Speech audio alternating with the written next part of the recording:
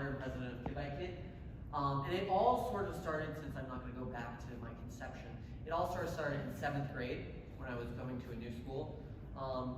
As a 7th grader, it's sort of put out there that you can't do a lot, but luckily my new school, they sent out a little pamphlet, and in that pamphlet there was a few different service opportunities, and I thought, why not do one? I mean, as a 7th grader, there isn't much to do besides schoolwork, so why not decide to participate in the community? Service hours aren't required at this point. I think that's something that can be changed, but only for at least my high school. Only in high school were service hours required. So I did this completely on my own volition, and I decided to do Karen refugee tutoring.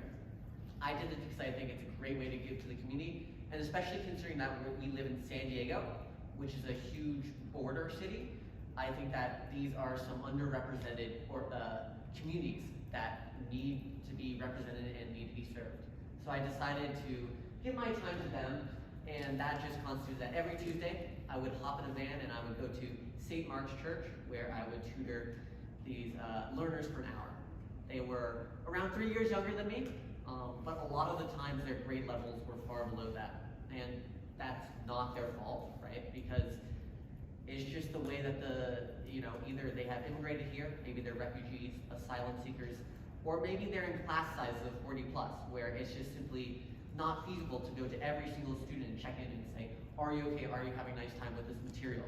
So I found that coming back week to week, seeing their improvement, their progress, was a real motivator for me, because not only was I seeing them grow up, I was seeing letters from parents saying, thank you so much for helping our students. I was seeing letters in terms of grades. I was seeing improvements in the students' abilities, and this was very heartwarming. Seeing that I, even as a 7th grader, who is modeled as doing nothing as a 7th grader, could do something, could give back to the community. Unfortunately, this arrangement didn't last long. I served for about two years at St. Mark's Church, but because of the van that originally took us had to be repurposed, it took an hour and a half to get there now, and only 30 minutes of tutoring. So that meant that it was hardly as effective. Additionally, there were way more adults, which isn't a bad thing. You guys can do a lot of good things for the community, but when it comes to teaching students, no one does that better than the students themselves who have just gone through that material. So I identified how powerful that one-on-one connection was, and I decided to look for alternatives. I didn't find it. So I made my own. I saw what are the things that worked. I saw one-on-one tutoring worked. I saw that having reoccurring lessons, peer-to-peer work, and all these serve to develop connection, because learning is only as effective as that bond is. If you have a learner that isn't interested in working with the tutor, then obviously you're not going to get anything done. Conversely, if you have a tutor that has no buy-in, like they don't care about their learner, they're not going to teach anything. So it's not only important that the tutor knows the material, it's just as important that the tutor and the learner know each other. And so having these recurring one-on-one peer-to-peer lessons, it allows them to bond. It allows them to bond over, hey, I was just in this grade 3 years ago. How are you having a good time with addition, multiplication fraction, etc., etc.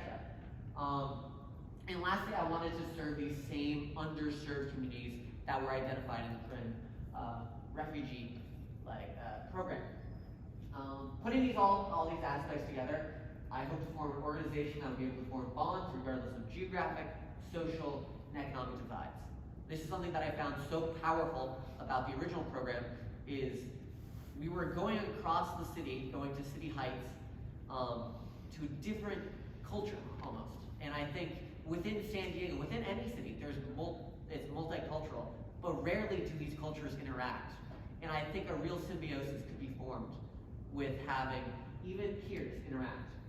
So I reached out to the IRC, the International Rescue Committee, and right now they have a policy where if you're not above 18 for liability reasons, they can't have you helping. But that doesn't mean they couldn't hook me up with connections. And that one connection was Pastor Elze of the Haitian Methodist Church. There's where I started KidByKid, which is where I'm currently running. And so every Saturday through 2019, I would work in a spare room of a church, and I would get together a few of my buddies, my tutors from my school bishops, and I would get some of the learners from the church, and we would just conduct a session. I remember one time, most poignantly, we would conduct a session, and there was actually recent arrivals coming in, and we got to tutor them. You know, they had their luggage with them, they had only one spare set of shoes, and we got to help them, almost welcome them in to San Diego. Of course, COVID makes everything a little bit more tricky. It did for mine, certainly. You obviously can't be in a spare room of a church just for social distancing reasons, so we had to transfer online.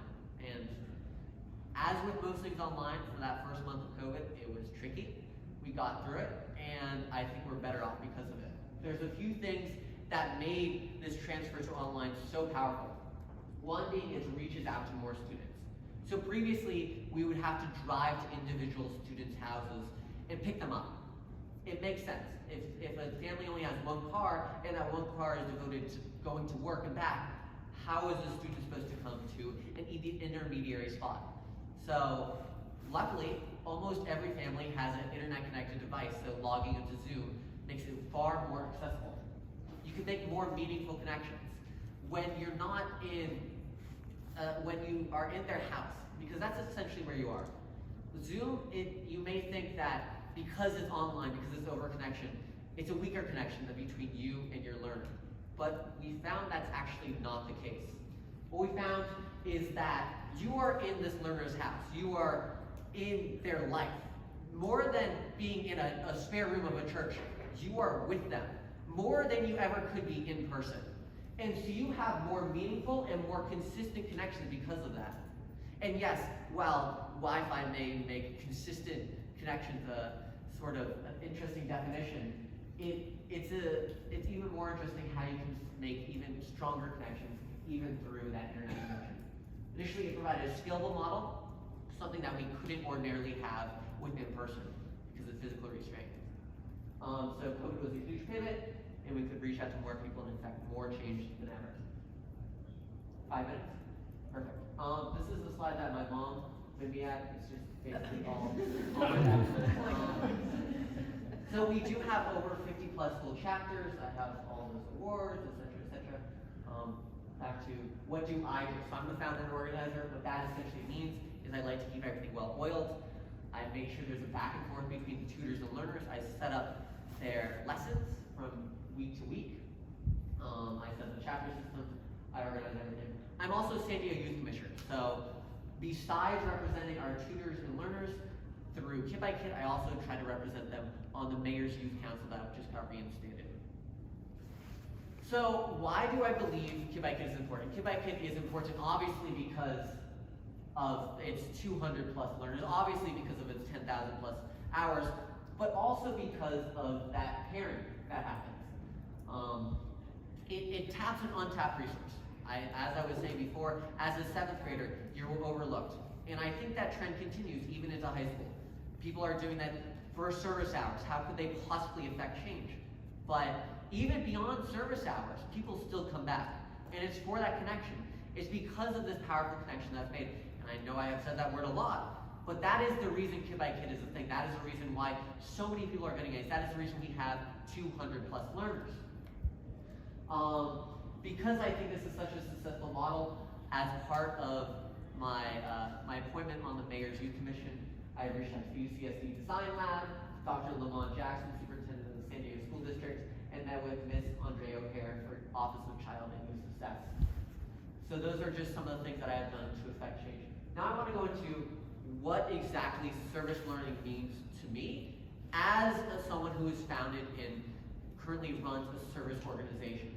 I think a lot of the times we look at service learning through hours and we look at it through change, but instead of change to the community, I want to look at it through change to the person itself. So I don't know if you can quite see this, but I have from an even older person, Aristotle. He was pondering the nature of virtue, and he claims that any virtue is developed at a very young age. 5, as the Stanford study showed. It's okay, so 5 is when you develop a virtue.